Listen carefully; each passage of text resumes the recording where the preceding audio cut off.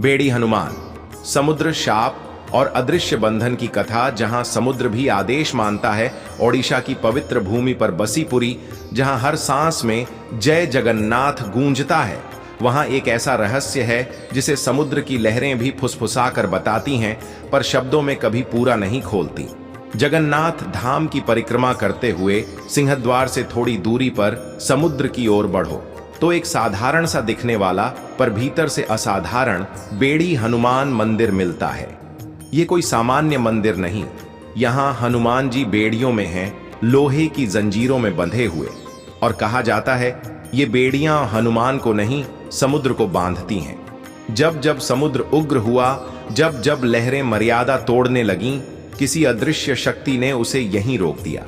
भक्त कहते हैं यह शक्ति बेड़ी हनुमान की है। एक रात जब समुद्र उठ खड़ा हुआ, बहुत प्राचीन समय की बात है, जब पुरी वैसी नहीं थी जैसी आज है। मंदिरों की ऊंचाइयां कम थीं, तटरेखाएं स्पष्ट नहीं थीं, और समुद्र आज से कहीं अधिक अहंकारी था। वह रात अमावस्या की थी। आकाश में बादल ऐसे उमड़े जैसे देवताओं ने भी आंखें मूंद ली हों। हवा चीख रही थी, लहरें चट्टानों से नहीं आदेशों से टकरा रही थीं। तभी समुद्र ने संकल्प लिया, आज मैं अपनी सीमा लांघूंगा, आज मैं पुरी को अपने भीतर समेट लूंगा। लहरें उठीं, एक के बाद एक। गांवों में दीप बुझ गए, मछुआरों की नौकाएं लौट न सकीं, लोग मंदिरों में भागे, पर किसके पास? और उसी क्षण जगन्नाथ मंदिर के गर्भगृह में एक कंपन हुआ। घंटी अपने आप बज उठी, और कहा जाता है महाप्रभु जगन्नाथ ने नेत्र खोले। आज्ञा और अवतरण महाप्रभु ने समुद्र की ओर दृष्टि की, और फिर एक नाम लिया, मारुति। क्षण भर में आकाश के मध्य से एक गर्जना हुई। वह गर्जना कोई आवाज नहीं, शक्ति का संकेत थी। दूर दक्षिण दिशा में आकाश फटा, और वहां से उतरे हनुमान, लाल नेत्र, विशाल देह, कंधे पर पर्वत सा बल। हनुमान बोले, प्रभु आज्ञा दीजिए। जगन्नाथ की वाणी गूंजी, समुद्र मर्यादा भूल रहा है, पुरी को बांधना नहीं, समुद्र को बांधो। हनुमान ने सिर झुकाया और समुद्र की ओर बढ़ चले। समुद्र और वानर की टक्कर। जब हनुमान तट पर पहुंचे, समुद्र हंसा, लहरों ने अट्टहास किया। समुद्र बोला, हे वानर, तूने लंका जलाई, पर्वत उठाए, पर मैं अनंत हूं, तू मुझे कैसे रोकेगा? हनुमान ने गदा भूमि पर रखी, उनकी दृष्टि स्थिर थी। अनंत को मर्यादा में बांधना, यही मेरा धर्म है। और फिर वह हुआ जो कभी लिखा नहीं गया। हनुमान ने समुद्र में कदम रखा, लहरें ठहर गईं, हवा रुक गई, जैसे समय ने सांस रोक ली हो। हनुमान ने अपने हाथों से समुद्र की शक्ति को बांधना शुरू किया। बेड़ियां बंधन नहीं, संकल्प कहा जाता है। हनुमान ने स्वयं को लोहे की बेड़ियों में बांध लिया। क्यों? क्योंकि समुद्र की शक्ति को रोकने के लिए उसे अपने भीतर बांधना आवश्यक था। ये बेड़ियां कोई दंड नहीं थीं, ये संकल्प थीं। जैसे ही हनुमान बंधे, समुद्र की लहरें झुक गईं, उनका वेग टूट गया और पुरी बच गई। समुद्र बोला, हे महावीर, मैं मर्यादा में रहूंगा, जब तक तुम यहां हो मैं आगे नहीं बढ़ूंगा।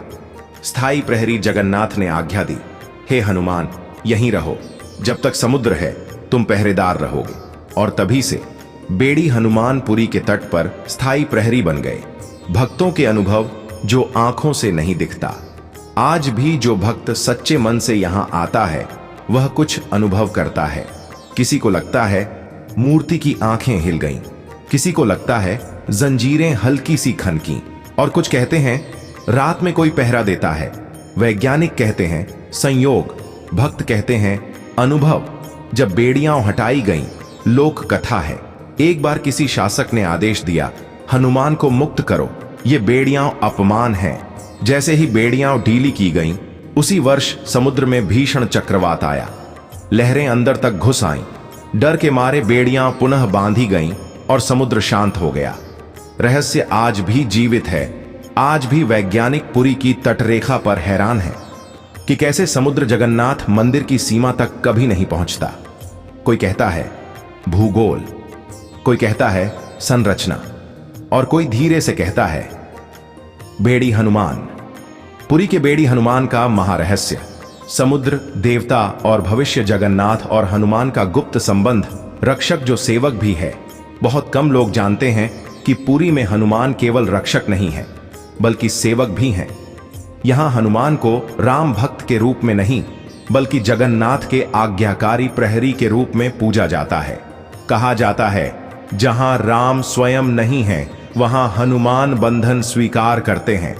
जगन्नाथ स्वयं श्री कृष्ण हैं और कृष्ण ने कभी हनुमान को मुक्त नहीं किया, क्योंकि यह बंधन दंड नहीं, सेवा है।